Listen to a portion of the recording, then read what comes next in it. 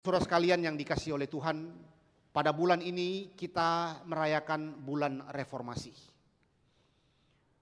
Reformasi tidaklah hadir secara kebetulan. Reformasi hadir karena ada satu kegelisahan yang Tuhan berikan kepada orang-orang yang dipilihnya untuk menghadirkan kembali satu perjuangan untuk kembali kepada Alkitab. Di tengah-tengah pergolakan pengajaran yang sudah mulai menyimpang pada waktu itu, kita melihat doktrin yang sudah diselewengkan, adanya indulgensia, surat penghapusan dosa, adanya kehidupan moral yang semakin rusak oleh pemimpin-pemimpin agama, dan begitu banyaknya kehancuran yang terjadi pada waktu itu. Dan kita melihat bagaimana Tuhan yang memimpin tokoh-tokoh reformasi untuk dipakai membangunkan kembali satu kebangunan rohani besar-besaran pada waktu itu. Sebelum Martin Luther tentu kita kenal ada William Tyndale, John Hus, Wycliffe dan seterusnya. Tapi memang di masa Martin Luther lah kita melihat bagaimana Tuhan menghadirkan itu. Gaungnya begitu besar sehingga itu menyebar ke seluruh Eropa dan seterusnya. Kenapa ada reformasi? Seorang teolog reform dari Brazil bernama Augusto Lopes pernah berkata, reformasi muncul karena adanya deformasi. Reformasi muncul karena adanya kerusakan yang terjadi. Itu sebabnya ketika di bulan ini kita memperingati kembali sebagai bulan reformasi. Tetapi kita tidak hanya berbangga dengan apa yang sudah terjadi di masa lampau. Kita tidak boleh hanya mengingat-ingat apa yang Tuhan sudah lakukan di masa yang lampau. Tapi seperti kata pendeta Stephen Tong, spirit daripada reformasi harus dihidupi, harus diteruskan kepada generasi-generasi selanjutnya. Itulah sebabnya Bapak Ibu sekalian, kalau saudara berada di gereja ini, berarti saudara berada di satu gerakan yang memperjuangkan kembali bagaimana perjuangan untuk kembali kepada firman, back to the Bible. Saudara-saudara sekalian, itu sebabnya pada waktu kita mulai merenungkan akan topik tentang kebangunan doa ini, adalah satu tema yang sangat signifikan ketika kita merenungkan kembali apa yang Tuhan pernah lakukan, yaitu adanya sebuah kebangunan rohani besar-besaran. Tetapi jangan lupa bahwa kebangunan rohani atau reformasi itu tidak dimulai dari ruang rapat. Reformasi itu tidak dimulai dari rapat-rapat yang dilakukan dari beberapa orang. Tetapi reformasi itu Bapak Ibu Saudara sekalian, kita harus ingat kembali, adalah dimulai dari lutut-lutut yang berdoa. Itulah sebabnya hari ini kalau kemudian kita mulai merenungkan kembali apa itu yang namanya reformasi. Bagaimana semangat reformasi itu dimulai, dan haruskah reformasi itu kembali diperjuangkan hari ini? Saya kira ini tidak menjadi pertanyaan lagi bagi setiap kita. Perjuangan gerakan reform Injili adalah perjuangan yang seharusnya terus diperjuangkan oleh anak-anak Tuhan. Di tengah banyaknya orang-orang yang sudah mulai menyimpang dari ajaran-ajaran yang benar, kita melihat Tuhan mengasihi zaman ini. Tuhan kemudian menghadirkan gerakan reform untuk berjuang kembali kepada firman. Di tengah-tengah kelesuan gereja-gereja mengabarkan Injil, kita bersyukur ada api yang Tuhan kembali berikan untuk membangunkan semangat pekabaran Injil. Tetapi Bapak Ibu Saudara sekalian, gerakan reform Injili itu dimulai dari mana? Kita seringkali melihat kendaraan ketika berjalan, bahan bakar bensin atau solar menggerakkan mesin itu. Atau mobil-mobil listrik sekarang digerakkan oleh apa? Daya listrik yang ada di dalam di dalam alat yang kemudian menghasilkan daripada gerak daripada mesin itu. Kita mungkin memahami bahwa tidak mungkin kendaraan bisa berjalan tanpa bensin atau tanpa bahan bakar. Kita memahami bahwa tidak mungkin mobil-mobil listrik bisa digerakkan kalau tidak ada arus listriknya di dalam. Tetapi seringkali kita lupa bahwa apa yang menggerakkan daripada kebangunan rohani itu adalah doa. Doa itu adalah bahan bakar. Doa itu adalah sesuatu bahan bakar di dalam menggerakkan daripada kerohanian seseorang. Dan pertanyaannya hari ini adalah, apakah kehidupan doa masih menjadi bagian di dalam kehidupan kerohanian kita? Atau apakah kehidupan doa itu hanya menjadi sebuah rutinitas keagamaan kita saja? Doa, kalau tidak doa, aduh kok rasanya lain ya. Tetapi apakah doa itu menjadi sebuah bahan bakar yang terus menggairahkan hidup kita? Saudara, hari ini saya tidak berkhotbah secara eksposisi, tapi berkhotbah secara tematik. Dan kita akan merenungkan nanti beberapa ayat-ayat Alkitab berkaitan dengan kebangunan doa. Dan Bapak Ibu sekalian, hari ini kalau kita melihat, bahkan kenapakah kemudian kehidupan doa itu sudah mulai suram di dalam kehidupan kekristenan? Apakah hari ini gereja-gereja Tuhan telah kehilangan hasrat untuk berdoa? Apakah kehidupan doa jemaat masih menjadi bagian penting dalam kehidupan kita? Di tengah-tengah hiruk pikuknya kegiatan, pekerjaan, rutinitas hidup kita dan berbagai macam kepentingan-kepentingan manusia. Apakah doa itu masih menjadi bagian penting dalam hidup kita? Apakah gairah berdoa itu bisa berhenti? Apakah gairah itu sekarang masih ada ataukah sudah mulai padam dalam kehidupan kita? Bapak Ibu sekalian, gairah berdoa bisa berhenti bukan karena doa itu kehilangan kuasa, tetapi karena hati manusia kehilangan kepekaan akan kehadiran Allah. Bapak Ibu sekalian, kalau kita menelusuri kenapa hari ini tidak sedikit pun juga orang Kristen telah kehilangan gairah di dalam berdoa. Kenapa gairah berdoa itu bisa padam? Beberapa alasan yang kita mau uraikan di awal perenungan kita. Pertama, Bapak Ibu sekalian, doa itu bisa menjadi padam. Gairah doa itu bisa menjadi hilang. Karena pertama, doa tidak lagi dilihat sebagai relasi dengan Tuhan. Tapi doa itu hanya do and done, checklist, do and done saja. Semacam kewajiban rutinitas saja. Doa hanya sebagai formalitas, syarat keagamaan saja. Tanpa kesadaran akan kehadiran Tuhan lagi. Itu sebabnya ketika doa hanya menjadi rutinitas rohani, bukan lagi hati yang sungguh-sungguh berpaut kepada Tuhan, maka kita hanya mungkin berdoa sesuai jadwal-jadwal saja. Tetapi doa bisa kehilangan. Doa kehilangan hati. Hati sudah tidak ada. Tapi kebiasaan masih tetap dijalankan. Sama seperti seorang suami istri. Masih satu rumah. Fisik mungkin dekat. Tapi hatinya sudah jauh. Satu dengan yang lain. Mengerjakan tugas sebagai suami, mengerjakan tugas sebagai istri, sebagai papa, sebagai mama di rumah, sebagai rutinitas saja. Tidak lagi digerakkan oleh sebuah kasih, gairah kepada orang yang dicintainya. Nah, demikianlah ketika doa itu telah kehilangan hati. Doa itu hanya rutinitas saja. Maka doa tanpa kasih dan relasi akan menjadi kebiasaan yang kering. Kering, Bapak Ibu sekalian. Yang kedua, kenapa doa itu bisa padam dalam kehidupan orang-orang Kristen, saudara dan saya? Karena mungkin hati yang mulai dingin karena ada dosa yang tidak diselesaikan dengan Tuhan. Dosa yang dipelihara akhirnya terus menutupi hubungannya dengan Tuhan. Bapak Ibu sekalian, mari hari ini kita merenungkan, kenapa saya sudah mulai kehilangan gairah berdoa.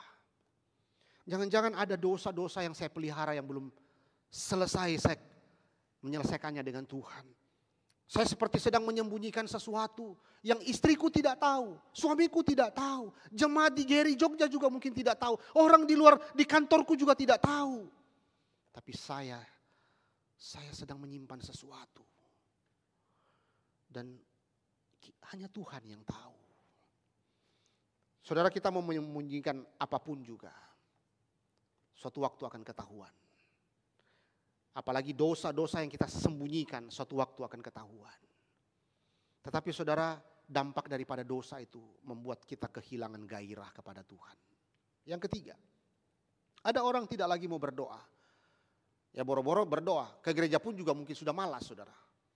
Kenapa? Karena mungkin dia mulai kecewa kepada Tuhan. Ada orang ketika kami tanya sudah lama tidak ke gereja, kenapa sudah lama tidak ke gereja? Apa itu gereja? Masihkah saya harus berharap kepada Tuhan? Wah, saya bilang kenapa ini pernyataan ini muncul? Ada sesuatu sepertinya. Sudah tidak usah lagi nasihati saya.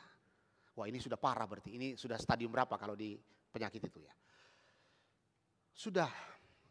Saya bilang kenapa? Sudah. Tidak usah lagi cerita tentang itu. Bapak Ibu, tidak sedikit kita menjumpai orang-orang seperti ini kan. Mereka sebetulnya sedang menyimpan kepahitan-kepahitan, kekecewaan-kekecewaan pribadi kepada Tuhan. Bapak Ibu saudara sekalian, kekecewaan rohani sering muncul bahkan dalam diri orang Kristen.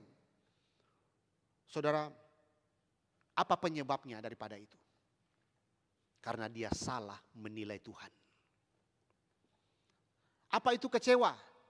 Nah, kalau dalam ilmu sains kan ada A sama dengan B tambah C begitu ya. Atau A sama dengan B kurang C begitu. Kecewa adalah ketika ekspektasi tidak sama dengan realita. Dan seringkali itulah kita terlalu banyak berekspektasi yang tidak realistis. Akhirnya ketika realita muncul tidak sama dengan harapan. Loh kok begini ya? Akhirnya tidak sedikit kecewa kepada Tuhan. Karena dia salah menilai Tuhan. Bapak Ibu saudara sekalian, kekecewaan rohani sering muncul bukan karena Tuhan tidak bekerja. Tetapi karena kita ingin dia bekerja seperti maunya kita. Apalagi kalau kita sudah mulai, apalagi kalau seseorang punya doktrin yang sudah mulai menjadikan Tuhan pembantunya saudara. Waduh. Suatu kali saya berjumpa dengan ada seorang di Balikpapan yang gagal ginjal. Dia sampai ke China untuk cuci darah dan cangkok begitu. Tapi kemudian dia pulang gagal lagi dan seterusnya. Kami datang membesuk, menghibur, mendoakan begitu. Lalu dia mengatakan, saya kurang apa kepada Tuhan? Kenapa ini penyakit tidak selesai-selesai? Bukankah saya orang Kristen harus punya iman dan saya sudah punya iman, harusnya penyakit ini sembuh. Wah, ini sudah dirasuki teologi kemakmuran memang dia ini. Memang dia lama di saudara kita di sebelah gitu. Saya bilang, Pak, bukan seperti itu. Orang kita beriman itu bukan berarti penyakit itu tidak ada. Ya singkat cerita lah perbincangan terus, tapi ya sudah memang dia sudah ya istilahnya sudah terlalu lama diracuni oleh teologi sukses. Akhirnya dia kecewa sama Tuhan, tinggalkan gereja karena tidak sembuh-sembuh katanya.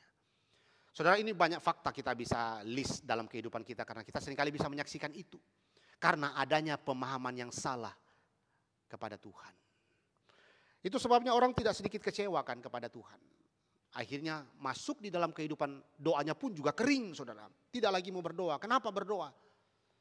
Orang hidupku tetap begini aja kok, nggak ada perubahan. Mau berharap kepada siapa? Tuhan. Orang saya tidak berubah kok begini aja terus. Penyakit saya tetap ini, orang tuaku tetap stroke dan seterusnya dan seterusnya. Banyak saudara. Kekecewaan salah satu penyebab. Kekecewaan kepada Tuhan salah satu penyebab orang sudah mulai tidak lagi punya gairah berdoa. Yang keempat saudara. Ini juga yang sangat dekat dengan kita. Adalah barangkali kita ada di dalam sebuah kelelahan rohani dan terlalu banyak dalam kehidupan yang terlalu sibuk. Saudara, Balikpapan itu kota pekerja saudara. Kota di mana hiruk pikuknya orang bekerja. Ya ini saya kasih contoh karena kami dari Balikpapan. Apalagi di sana kan ada pengembangan kilang ya, RDMP, Refinery Development Master Plan. Jadi kilang di Balikpapan ditambah 300.000 barrel per hari. Wah itu kalau ada 25 jam mungkin satu hari 25 jam saudara. Orang bekerja sip-sipan siang dan malam bekerja terus. Belum lagi industri yang lain, saudara. Dan itu bisa menyebabkan apa? Akhirnya orang terus seperti sudah kehilangan hasrat-hasrat rohani. Karena sepertinya dikejar dengan target. Dan seterusnya. Akhirnya dia lelah. Bukan saja kehidupan lelah secara fisik, tapi lelah juga secara rohani, saudara. Itu sebabnya kesibukan bisa menjadi bentuk modern dari pencurian waktu kita berdoa. Sekali lagi Bapak Ibu sekalian. Kesibukan hidup kita itu bisa menjadi bentuk modern dari pencurian waktu kita berdoa. Saudara, seringkali saya mengingatkan jemaat Tuhan. Kita yang sedang bekerja atau saudara yang sedang bekerja, jangan lupa. Hati-hati. Jangan sampai saudara menjadi budak korporat. Budak perusahaan. Ingat, hidup kita bukanlah untuk menyenangkan manusia. Hidup kita untuk menyenangkan hati Tuhan. Dan berapa banyak waktu kita habiskan untuk perusahaan. Coba pikirkan, itu untuk keuntungan siapa? Keuntungan perusahaan kan? Tetapi jangan lupa saudara, ketika kita sudah kehilangan waktu dengan Tuhan, itu sudah masalah besar. Itu sebabnya saudara, hal yang mungkin sudah mulai hilang juga dalam kehidupan kita adalah bagaimana kita peka akan hal-hal rohani itu. Dengan kesibukan kerja dan seterusnya. Yang kelima, barangkali juga dekat dengan kita hari ini, kenapa sudah mulai hilang gairah berdoa adalah karena kita kurang merenungkan firman Tuhan. Firman Tuhan itu adalah bahan bakar di dalam doa. Jika tidak ada firman, doa akan kehilangan arah dan isi. Itu sebabnya kita semakin dekat dengan Tuhan, gairah akan doa itu juga semakin besar. Yang keenam saudara, kenapa kita bisa kehilangan gairah dalam berdoa? Karena mungkin kita telah kehilangan rasa kagum kepada kasih Kristus. Kita telah melupakan kasih yang mula-mula. Saudara, satu waktu ada jemaat sharing waktu mereka masih pacaran gitu ya. Bapak tahu kami pacaran seperti apa? Kami telepon-teleponan saudara. Kami telepon-teleponan. Nggak terasa sudah pagi. Udah pagi ya. Yuk mandi yuk ke kantor yuk. Saudara, dari malam sampai pagi mereka ngobrol, telepon, tidak sadar sudah pagi. Kalau mereka lupa bahwa mereka harus ke kantor, mungkin lanjut lagi sampai malam saudara. Saking hasrat itu, sukacita itu sangat-sangat besar ketika dia berbicara dengan pacarnya. Gairah itu kalau perlu jangan mengganggu, apalagi iklan-iklan jangan mengganggu begitu. Menikmati persekutuan, percakapan dengan sang kekasih jiwanya. Pertanyaannya adalah bagaimana kita dengan Tuhan? Saudara, inilah teguran yang Tuhan Yesus sampaikan kepada jemaat di Efesus. Saudara, Efesus itu kurang apa? Doktrin oke. Pelayanan oke. Ya ini GRI banget ya. Tapi apa yang Tuhan tegur? Mereka telah kehilangan kasih yang mula-mula. Apa itu kasih yang mula-mula? Ya saudara yang sudah menikah atau yang pernah pacaran mungkin pernah. Ya saya kira itu tidak sulit untuk menjelaskan ya. Ketika kita pertama kali jatuh cinta. Rasanya dunia milik berdua. Yang lain kontrak saudara. Pokoknya jangan sampai ada yang mengganggu saya. Wah, hidup itu hanya berdua. Pokoknya enggak ada yang mengganggu. Hasrat mencintai, hasrat dekat itu begitu sangat besar. Pertanyaannya saudara, apakah gairah doa itu masih ada? Yang dilandasi oleh cinta kita kepada Tuhan? Itu sebabnya saudara, lagu pendeta Stephen Tong itu terus akan mengingatkan kita.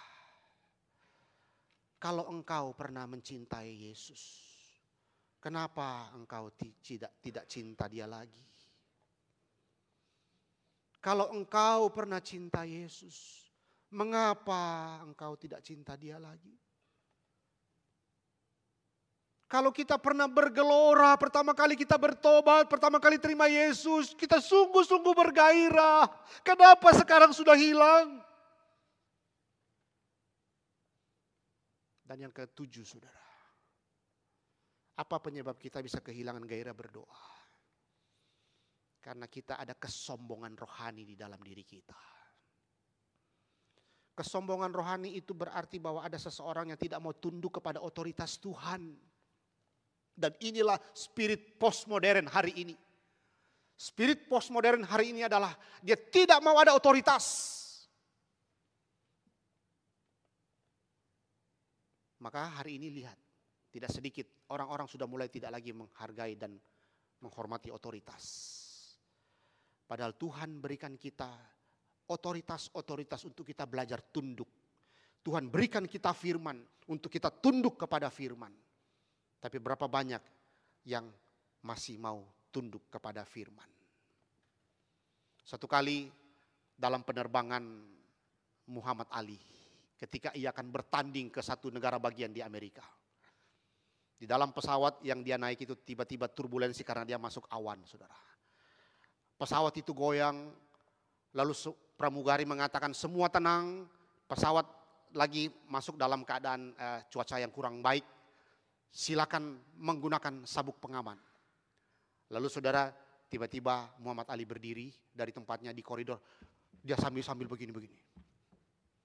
Lalu pramugarinya berkata, duduk, pakai sabuk pengamanmu.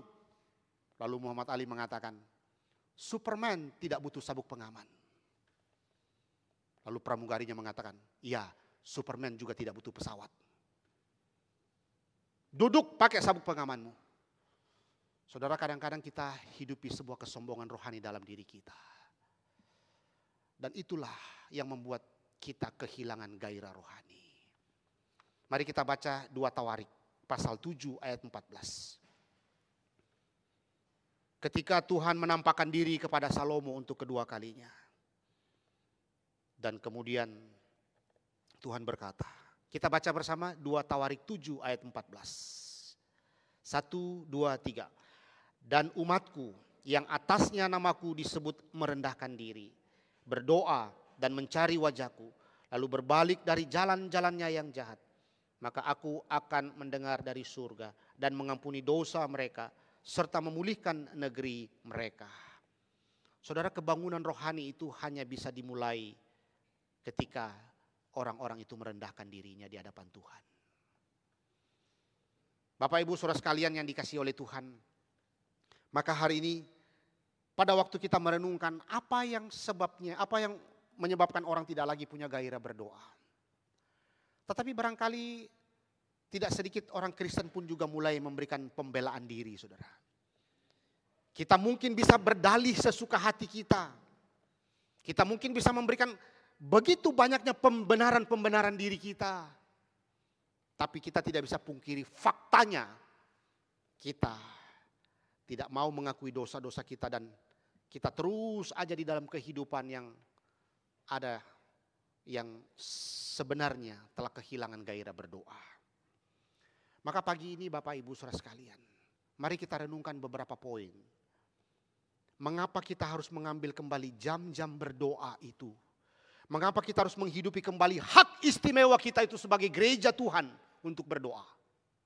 Pertama, karena doa itu adalah pencegah dosa. Saya mengutip dari sebuah tulisan daripada tokoh Puritan bernama William Gardner. Mari kita baca dulu. 1 Tesalonika 5 ayat 17. 1 Tesalonika pasal yang ke-5 ayat 17.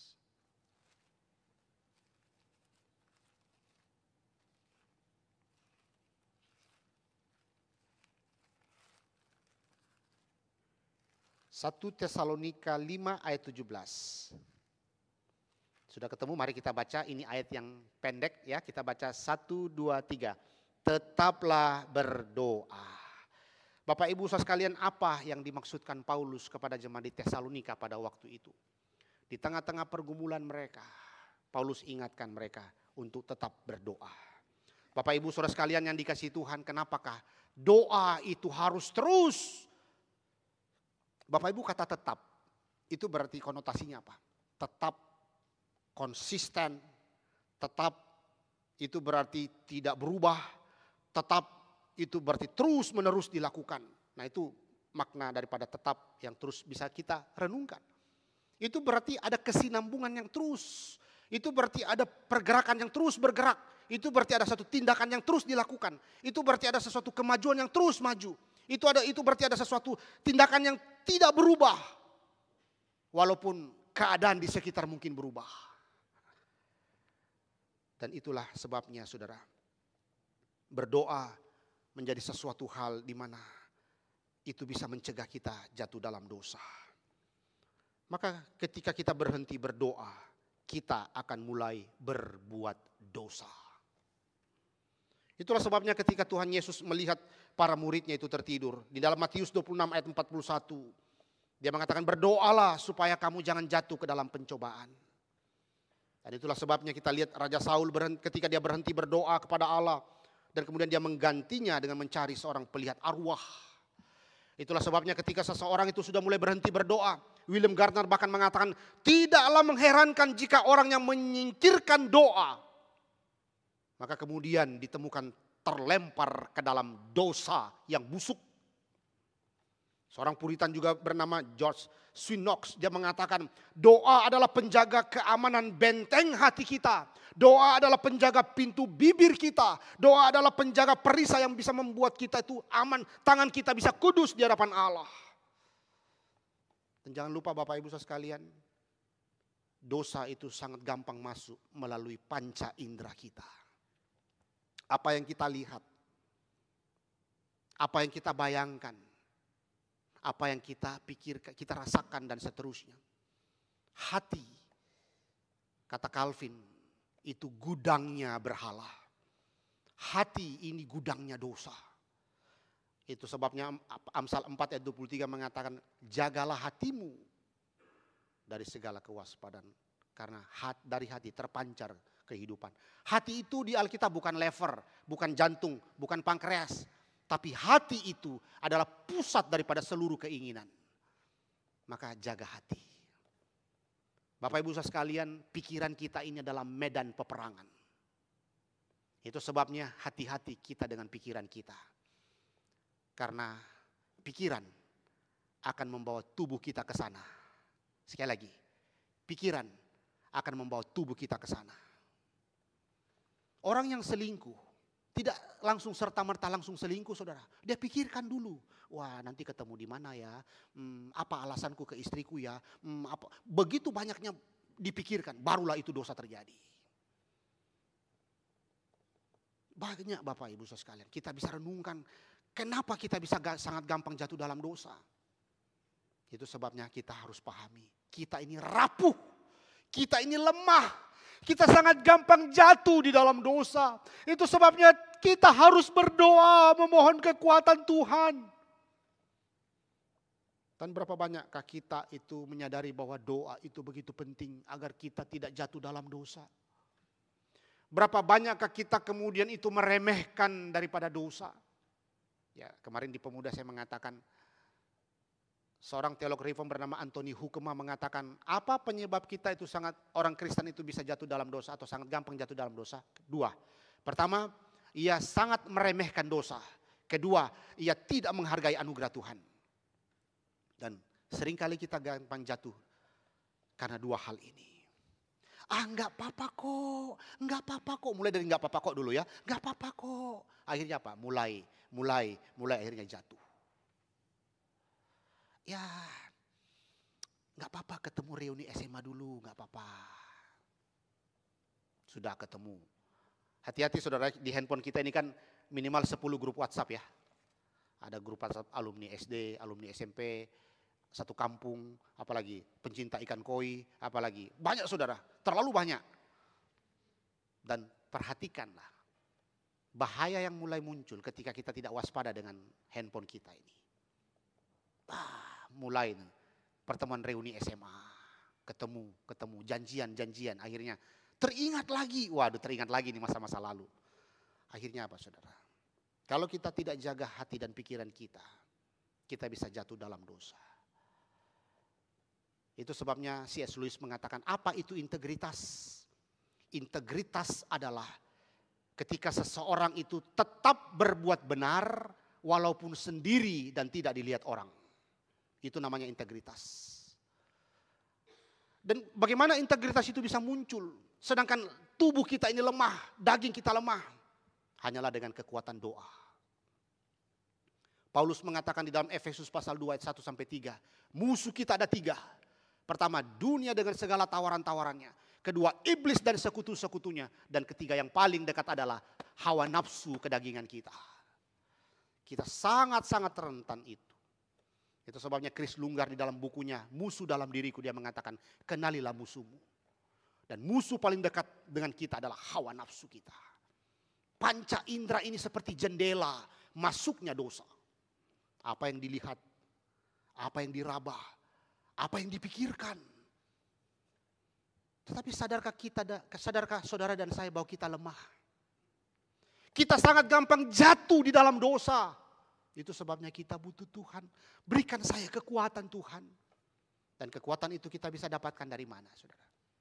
Dari doa. Dan berapa banyak kita menyadari itu. Alkitab memberikan kita banyak arahan-arahan dan kebenaran untuk melihat kembali. Kita lemah. Kita butuh kekuatan Tuhan. Dan itu melalui doa. Yang kedua, saudara. Mengapa kita harus kembali merebut waktu-waktu berdoa di hadapan Tuhan? Karena doa memberikan kita kekuatan. Doa memberikan kekuatan bagi orang yang berseru kepada Tuhan.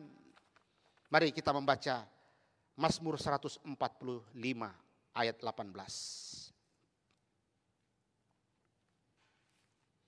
Mazmur 145 ayat 18.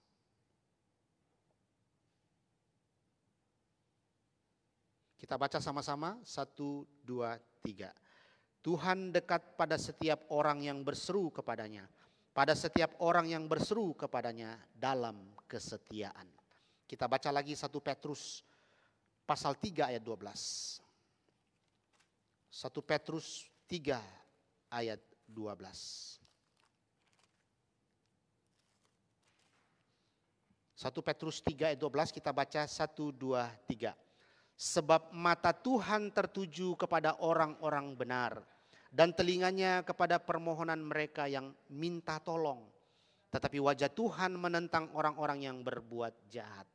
Saudara perhatikan, mata Tuhan tertuju kepada orang-orang benar dan telinganya kepada permohonan mereka yang minta tolong. Ini adalah firman Tuhan. Ini adalah janji Tuhan. Ini adalah kebenaran Tuhan. Dan inilah pengharapan kita. Bahwa orang yang datang kepada Tuhan, Tuhan akan berikan kekuatan. Tuhan akan dengarkan permohonan mereka yang datang minta tolong. Tapi berapa banyak kita kemudian ketika kita ada masalah, Bapak Ibu Saudara sekalian, kita justru pakai cara-cara dunia. Apalagi sekarang banyak tuh yang bisa menghancurkan kita. Pinjol tuh. Waduh, itu yang membuat kita semakin ngeri hari ini melihat. Ada sedikit masalah keuangan, lari ke pinjol. Ada sedikit masalah dengan rumah tangga, lari kemana gitu, nggak tahu lari kemana. Ya. Tapi bukankah Tuhan mengatakan melalui doa kita memperoleh kekuatan? Itu sebabnya ketika kita ada di dalam kekuatan, ada di dalam pergumulan, kita tahu kita harus berlari kemana. Kita tahu kekuatan itu hanya dari mana.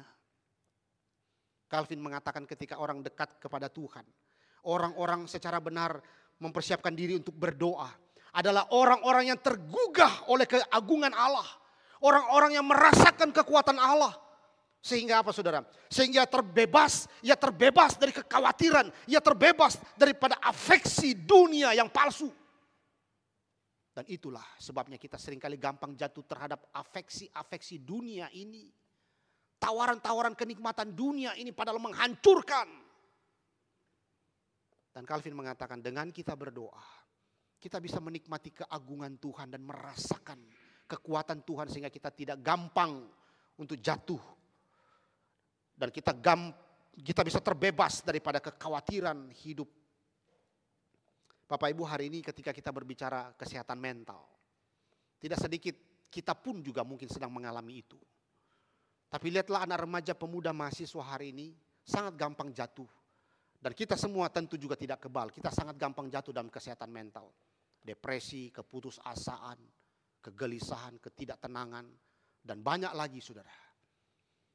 Dan berapa banyak ketika itu terjadi kita berespon dengan tepat di hadapan Tuhan.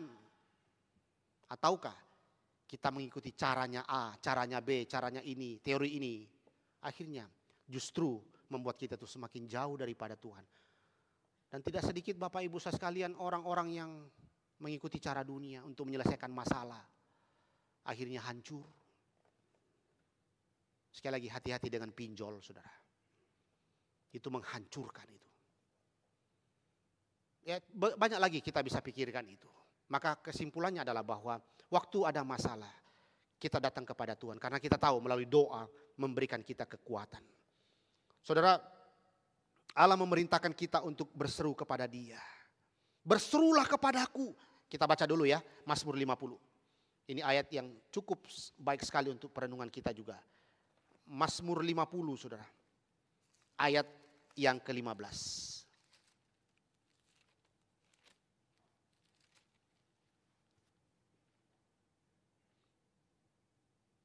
Kita baca Mazmur 50 ayat 15. 1, 2, 3.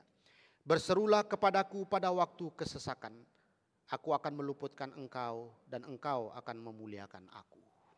Saudara, apakah kita menyadari waktu kita ada masalah, kita seharusnya datang kepada Tuhan.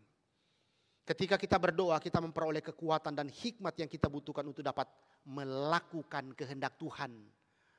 Bukan melakukan cara-cara dunia. Dan kita bisa melakukan kehendak Tuhan itu kapan saudara? Ketika Tuhan berikan kita hikmat.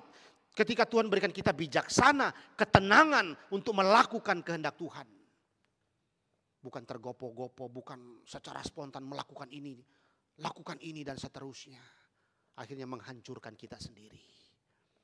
Bapak Ibu, saudara sekalian, kita mesti menyadari bahwa pergumulan kita begitu banyak.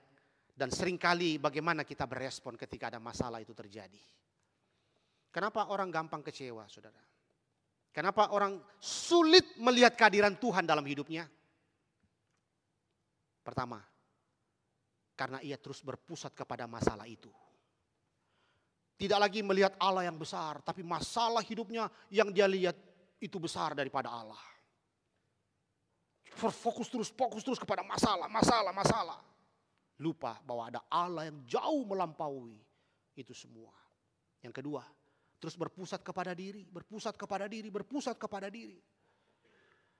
Merasa diri victim, korban. Wah, pokoknya semua dunia harus mengerti saya sedang menderita dan sebagainya. Kalau perlu masukkan ke Facebook, saudara ya, saya lagi menderita gitu. Ya nggak ada masalah, nggak ada selesai masalah. Masalah tidak akan selesai kalau terus berpusat kepada diri. Dan ketiga saudara, kenapa kita sulit melihat kehadiran Tuhan? Karena kita sangat gampang melupakan kebaikan Tuhan di masa lampau. Hari ini kita mungkin masih bersyukur. Besok bagaimana? Kita mulai ragu lagi sama Tuhan. Padahal Tuhan sudah memimpin kita hari-hari yang lalu. Kita sangat gampang melupakan Tuhan. Kita sangat gampang melupakan kebaikan Tuhan. Tuhan pelihara kita lagi. Besok bagaimana? Ya sudah, Tuhan pasti pelihara hidup kita. Kita bisa merasakan itu karena Tuhan sudah memimpin kita hari-hari yang lalu. Karena Tuhan itu setia, Ia selama-lamanya. Tapi kita kadang-kadang melupakan itu. Kadang-kadang kita masih berpikir yang tidak perlu kita pikirkan. Ya ini kan kadang-kadang kita berpikir sesuatu yang tidak perlu dipikirkan saudara ya. Akhirnya kita jatuh kepada kecemasan sendiri, jatuh kepada keputusasaan sendiri dan seterusnya.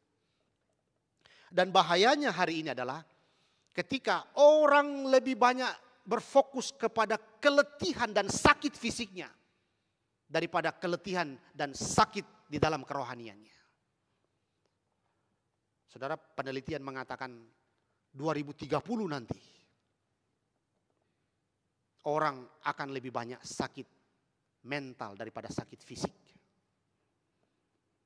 Dan itu yang harus kita lihat saudara. Ini fakta.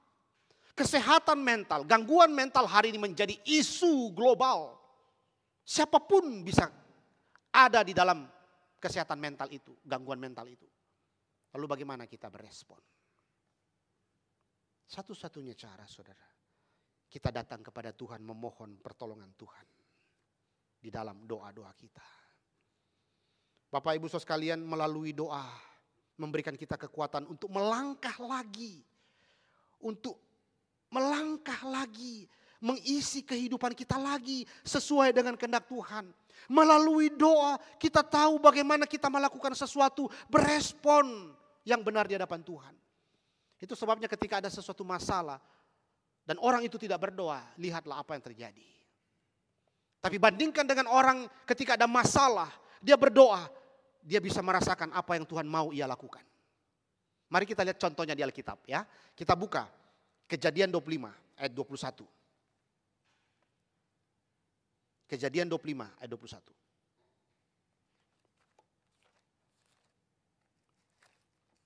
Kita buka, kita bandingkan 3 tokoh yang ada. Kejadian 25 ayat 21, saudara. Kisah Abraham, Ishak dan Yakub ketika istri mereka itu mandul. Perhatikan. Baca ayat 21. Kita baca sama-sama Kejadian 25 ayat 21. Kita baca 1, 2, 3. Berdoalah Ishak kepada Tuhan untuk istrinya, sebab istrinya itu mandul.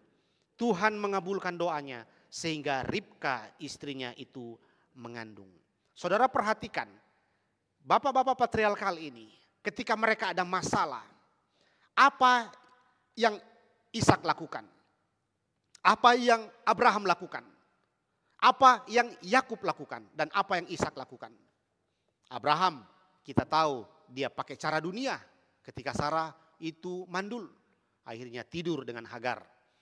Kita tahu Yakub itu juga ada, dia meniduri daripada pembantu-pembantu Lea dan juga Rahel. Tetapi apa yang terjadi ketika Ribka istri Ishak itu mandul? Ia berdoa. Bapak Ibu saudara sekalian, apa yang Ishak lakukan? Ishak berdoa. Ia tidak pakai cara manusia, tapi ia pakai cara Tuhan yang diterimanya dalam berdoa. Ishak berdoa. Dan inilah contoh yang kita bisa lihat bagaimana orang-orang itu bisa berespon ketika ada masalah. Ishak berdoa kepada Tuhan. Saudara, ketika kami masih melayani di GRI Kelapa Gading di Jakarta, sebelum kami dipindahkan ke Balikpapan, di sana itu ada persekutuan doa 2 kali, Jumat malam sama Sabtu pagi. Setiap persekutuan doa itu ada seorang ibu yang terus datang berdoa. Lalu biasa itu ada doa kelompok begitu ya. Yuk apa ibu yang kita mau doakan, apa bapak yang kita mau doakan gitu ya. Kita doa masing-masing untuk di sebelah kiri kanan begitu. Dan ibu itu seringkali mengatakan, bapak atau ibu tolong doakan pernikahan kami supaya diberikan anak oleh Tuhan. Setiap kali dia datang lagi, bapak ibu tolong doakan kami supaya Tuhan berbelas kasihan memberikan kami anak dalam pernikahan kami. Saudara, singkat cerita, kami ditugaskan ke Balikpapan.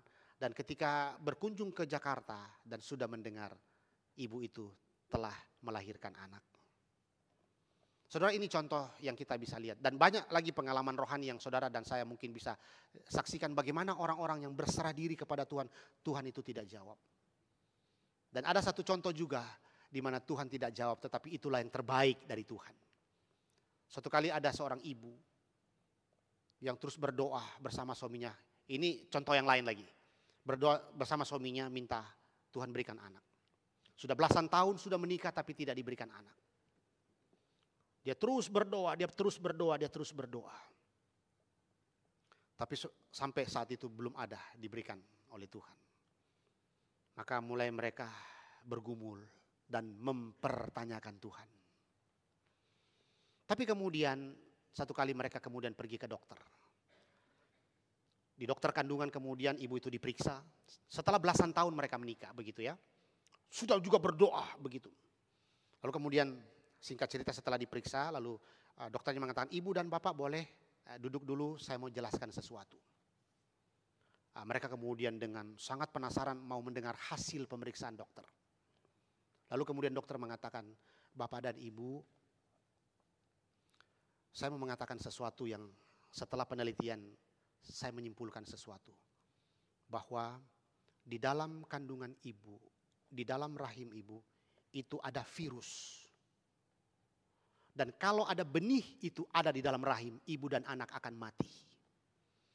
Mereka berdua langsung menangis, terima kasih Tuhan, inilah jawaban doa.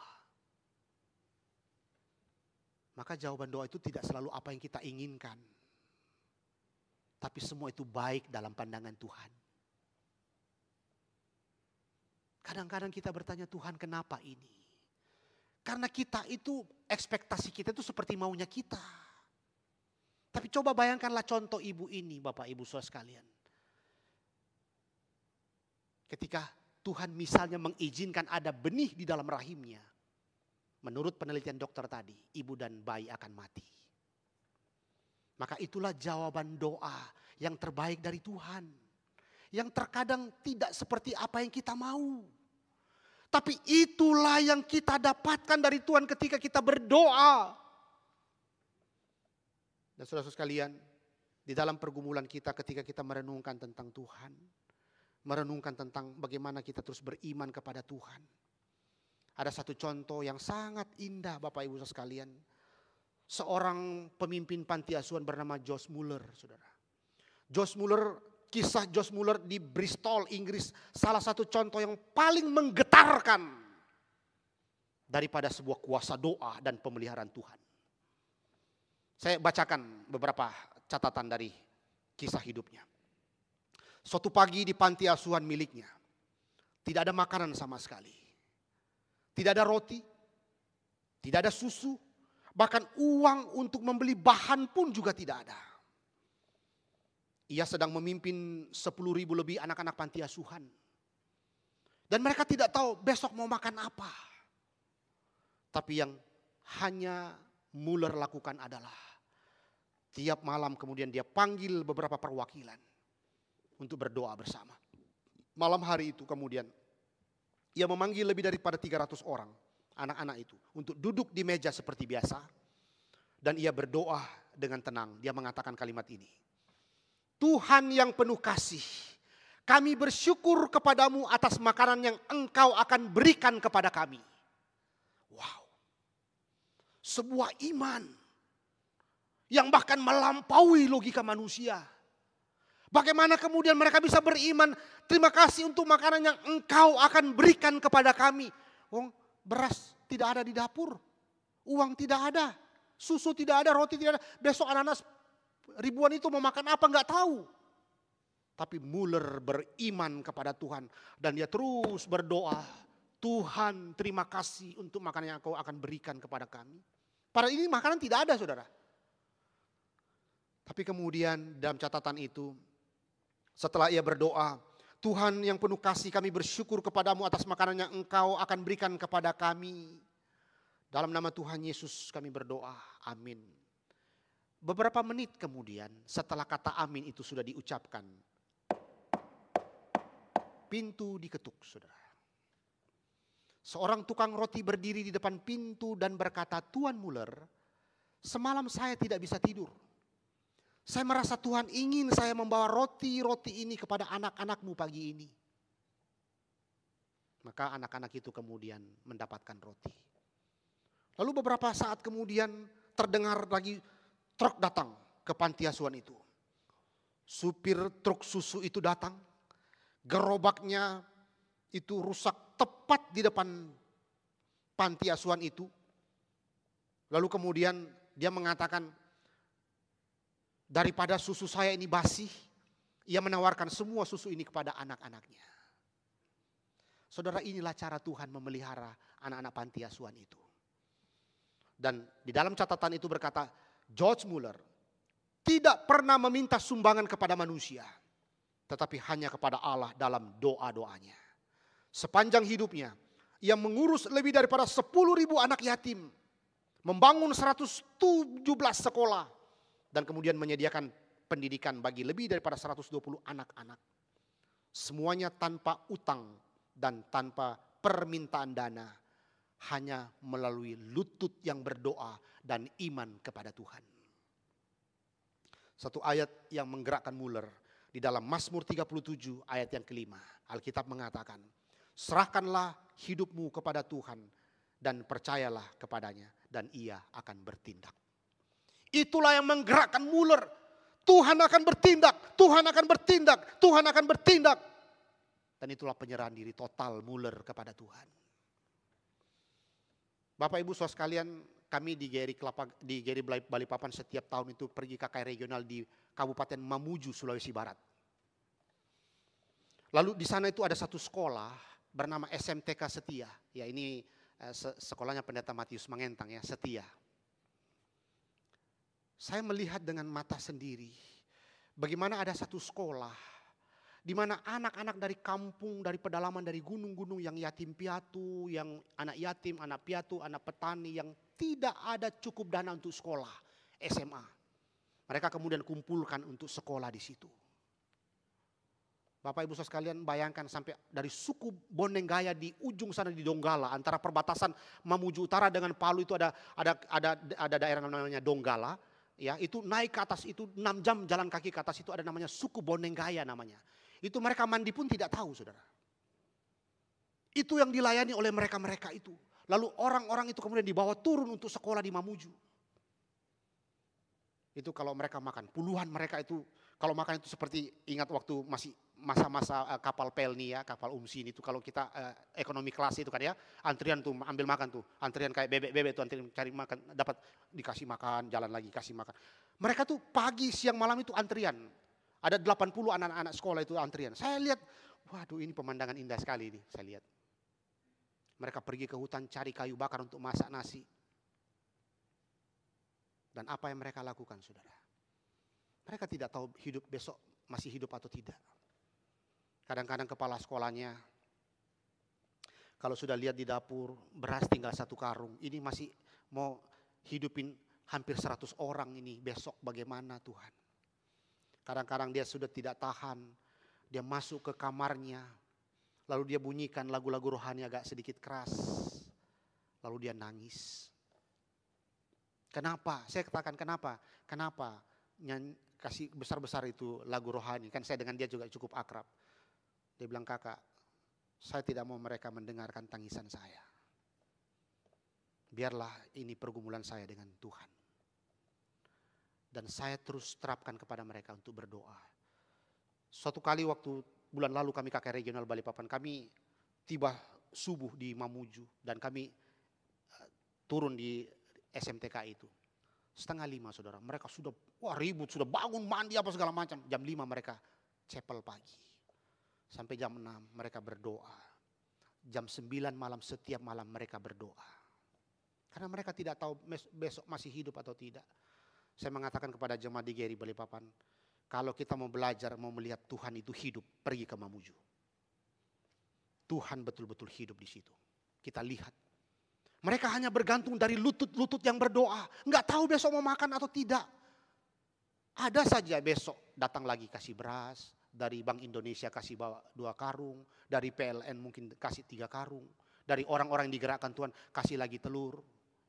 Lalu ada tanah mereka cukup luas di sana. Mereka tanam sayur. Saya bilang, hei kenapa kalian tanam sayur? Dia bilang, kakak tahu enggak, Daniel kan hidup dari sayur. Enggak perlu telur kan, yang penting sayur ada.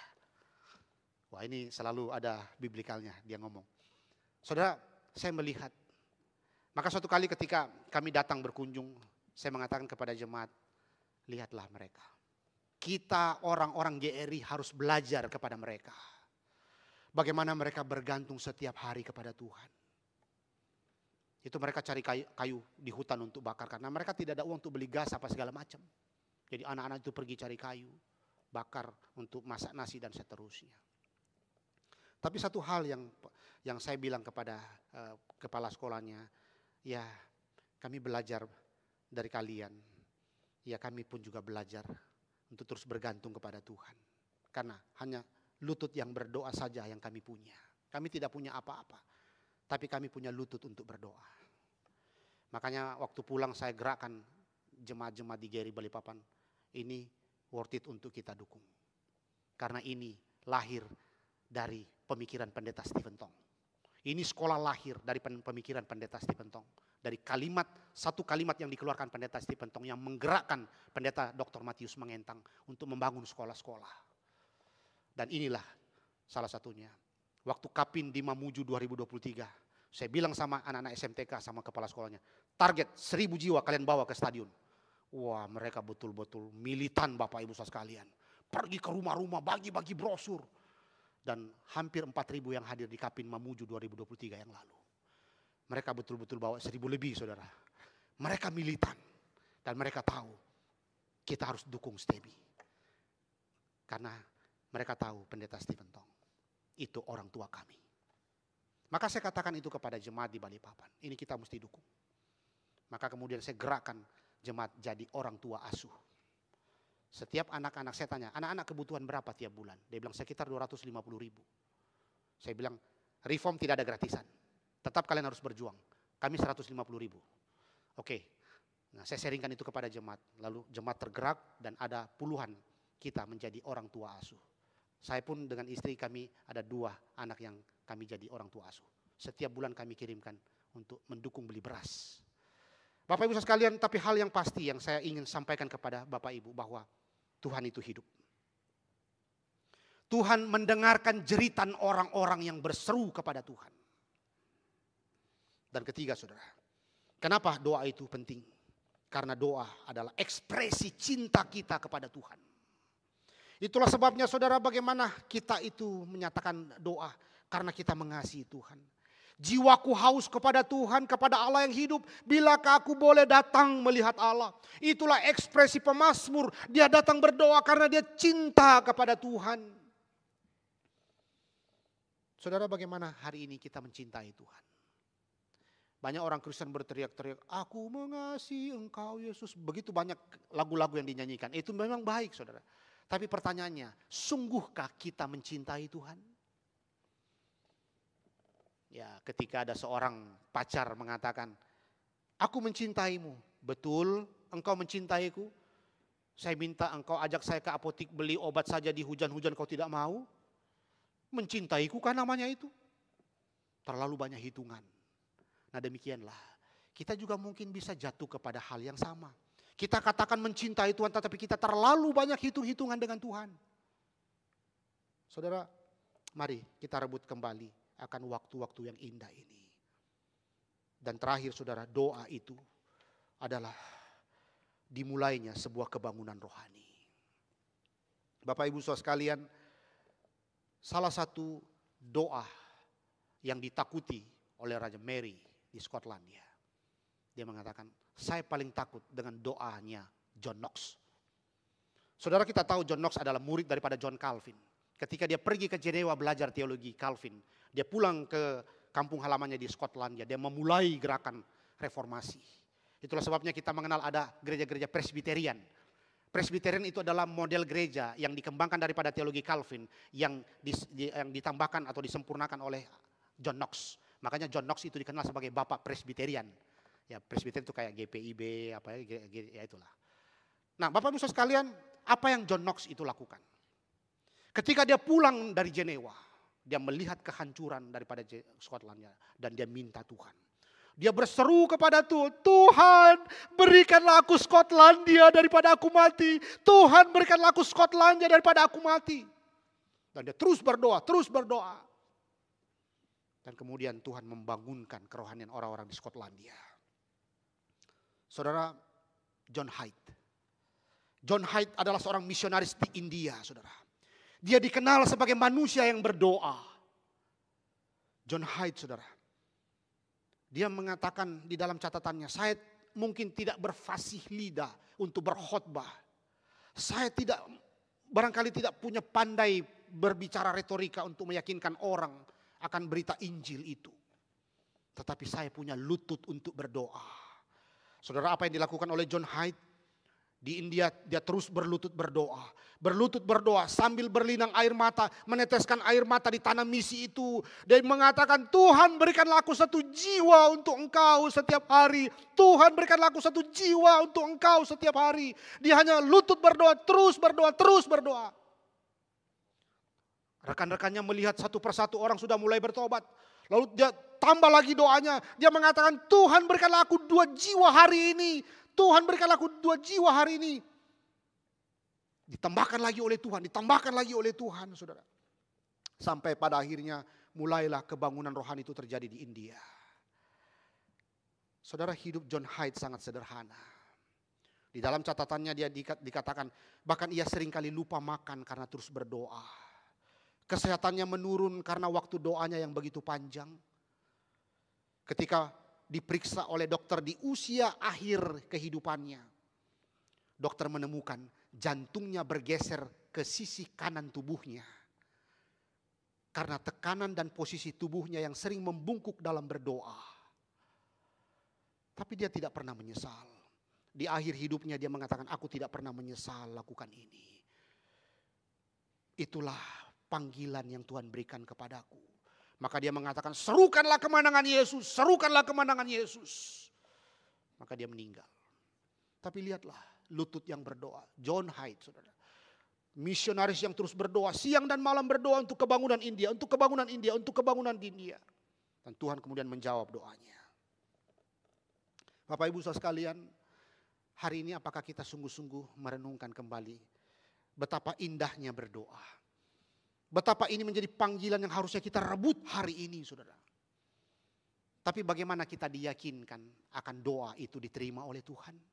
Bukankah kita orang berdosa? Bagaimana mungkin kita bisa datang kepada Tuhan? Dan inilah kabar sukacitanya. Karena Kristus Yesus telah datang ke dalam dunia ini.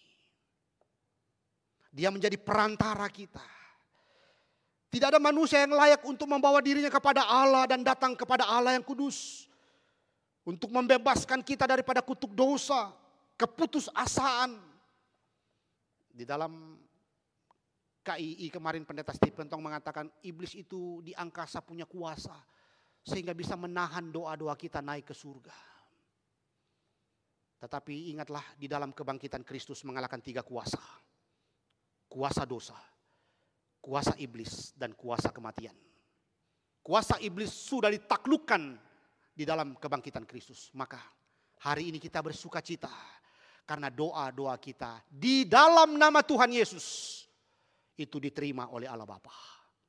Itu sebabnya saudara, kalau kita membaca Ibrani 4 ayat 16, kita mengingat kembali ketika ruang Maha Kudus itu sudah dibuka.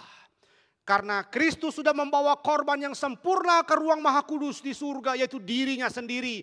Tabir bait Allah terbuka, akses kita kembali kepada Allah itu dibuka. Kita boleh memanggil Allah ya Aba, ya Bapa, berseru kepada Tuhan. Dan doa kita dijamin diterima oleh Tuhan karena Yesus Kristus. Bahkan saat ini Bapak Ibu saudara sekalian, Yesus Kristus di sebelah kanan Allah Bapa berdoa syafaat kepada Allah untuk kita. Dia terus berdoa untuk kita kepada Allah. Itu sebabnya saudara-saudara sekalian, dia pernah menyerukan sesuatu, mintalah, mintalah kepadaku. Itu adalah jaminan yang harus kita pegang, mintalah. Dan berapa banyak kita meminta itu kepada Tuhan. Hari ini saudara, mari kita merenungkan. Setelah kita sama-sama melihat panggilan ini begitu sangat penting. Apa implikasinya dalam hidup kita? Pertama saudara, mari kita pulang. Tetapkan doa bersama dengan keluarga kita. Saudara-saudara sekalian, ya mungkin kita sudah bisa merancang suami istri, kita berdoa bersama kapan ya. Suami istri, pasangan hidup kita itu bukan partner bertengkar Bapak Ibu. Pasangan hidup kita itu bukan partner kita itu untuk banyak hal-hal yang tidak penting untuk dibicarakan. Partner hidup kita itu bukanlah tempat untuk di mana kita terus melampiaskan hawa nafsu kita, marah dan seterusnya. Tapi lihatlah pasangan hidup kita itu adalah partner berdoa. Karena itu pertama Bapak Ibu sekalian, saya mengajak kita semua, mari kita mengajak keluarga kita kembali berdoa bersama. Membangun family altar, membangun doa bersama-sama. Saudara-saudara sekalian, suami istri ambil waktu berdoa bersama. Bertumbuh menjadi pendoa. Orang tua yang berdoa untuk anak-anaknya. Orang tua yang terus berdoa untuk kehidupan, kerohanian keluarganya. Bukan partner saling menyalahkan satu dengan yang lain. Bukan partner bertengkar, tapi partner berdoa. Ajak anak-anak berdoa. Kebangunan doa di tengah-tengah keluarga Kristen hari ini harus kita bangunkan. Dan berapa banyak saudara dan saya itu minta ampun kepada Tuhan. Tuhan, ampuni dosa-dosa saya. Saya sudah terlalu jauh hanya memikirkan pekerjaan-pekerjaan di luar sana. Tapi tidak mementingkan kerohanian keluarga saya. Ampuni saya Tuhan. Mari kita bertumbuh menjadi dewasa di dalam Tuhan. Menjadi pasangan rohani yang saling bertumbuh. Jangan sampai kita kehilangan akan anugerah Tuhan. Dan kita terus hanya memikirkan hal-hal duniawi saja. Mari memperjuangkan ini Bapak Ibu sekalian. Saudara akan menjadi suami istri seperti apa di hadapan Tuhan. Bukan kemudian kita saling menyalahkan. Tapi suami istri itu hadir untuk saling jujur, saling mengampuni, saling mendoakan. Dan itulah seharusnya yang kita miliki. Kebangunan doa dimulai dari keluarga. Doakan untuk anak-anak kita. Karena mereka juga punya peperangan rohani sendiri Bapak Ibu. Doakan agar terjadi pemulihan terjadi dalam rumah tangga kita. Termasuk di dalam keluarga-keluarga Kristen hari ini. Yang sangat-sangat rentan jatuh di dalam dosa. Tidak sedikit perceraian muncul. Tidak sedikit yang namanya pertikaian-pertikaian terjadi dalam rumah tangga. Mari kita berdoa. Kebangunan doa dalam keluarga harus mulai menjadi bagian yang dimulai dari sekarang. Kita rebut kesempatan itu bersama suami, bersama istri, bersama anak-anak. Kita lutut berdoa. Sebagai mahasiswa-mahasiswa Kristen, selain engkau kerjakan tugasmu, kehidupan mahasiswa itu adalah peperangan rohani tersendiri. Dosa sedang mengincar engkau. Dosa sedang mengepung engkau. Tapi apakah engkau punya waktu-waktu tersembunyi di kamar kosmu berdoa? Apakah engkau punya hasrat di dalam kamarmu, di kosmu tersembunyi engkau berdoa kepada Tuhan. Tuhan tolong saya. Saudara, berapa banyak mahasiswa-mahasiswa Kristen hari ini yang di ruang-ruang tersembunyi mereka tetap berdoa. Mari saudara, sebagai mahasiswa-mahasiswa Kristen, mari saudara. Di gereja kita ini ada persekutuan doa. Mari jemaat yang sudah lama tidak ikut persekutuan doa, mari ikut persekutuan doa. Kita yang sudah mulai aktif dan rajin ikut persekutuan doa, mari semakin rajin berdoa dan ajak lagi jemaat untuk berdoa. Mari kita menjadi orang-orang yang dipakai Tuhan untuk menjadi saksi-saksi Kristus yang memenangkan jiwa-jiwa. Dan itu dimulai dari lutut-lutut yang berdoa. Saudara, ada begitu banyak janji-janji Tuhan di Alkitab. Mari kita berdoa dengan penuh iman. Begitu banyak pekerjaan Tuhan yang Tuhan sedang siapkan. KKR regional di tempat ini, KKR Natal Patong. Dan begitu banyak jiwa-jiwa yang harus dimenangkan di Jogja ini. Dan itu dimulai dari lutut yang berdoa. Tuhan pernah mengatakan bahwa Tuhan akan melembutkan hati yang keras itu. Dan begitu banyaknya orang-orang yang punya hati yang keras saat ini. Maka kita minta Tuhan lembutkan. Bapak Ibu saudara sekalian, orang tua kami, doakanlah cucu-cucu oma opa. Doakanlah anak-anak, doakan pekerjaan mereka, doakan keluarga mereka, doakan kehidupan rohani opa oma. Saudara-saudara sekalian, mari kita minta kegelisahan yang benar. Mari kita minta duka cita rohani yang benar. Bukan ketenangan palsu. Saudara, kita mungkin hari ini menghidup yang namanya ketenangan palsu. Tenang setelah dengar firman tapi tidak melakukannya. Tenang ketika dengar firman tapi tidak ada perubahan. Keluar dari gereja ini tapi tetap begitu-begitu saja. Itu adalah ketenangan palsu. Dan kita harus keluar dari situ dan itu dimulai daripada berdoa. Saudara, doa itu adalah jendela. Jendela di mana kita bergantung kepada Tuhan dan anugerah Tuhan itu datang melalui doa itu. Mari Bapak Ibu sekalian, kita rebut kembali jam-jam doa ini. Kita rebut kembali hak istimewa ini. Kita jadikan gereja kita jadikan kehidupan kita sebagai kehidupan yang terus berdoa. Biarlah nyala api doa itu tidak padam, terus menyala. Sampai pada waktunya Yesus kembali. Dia mengatakan, masuklah hai hambaku yang baik dan setia. Mari kita berdoa.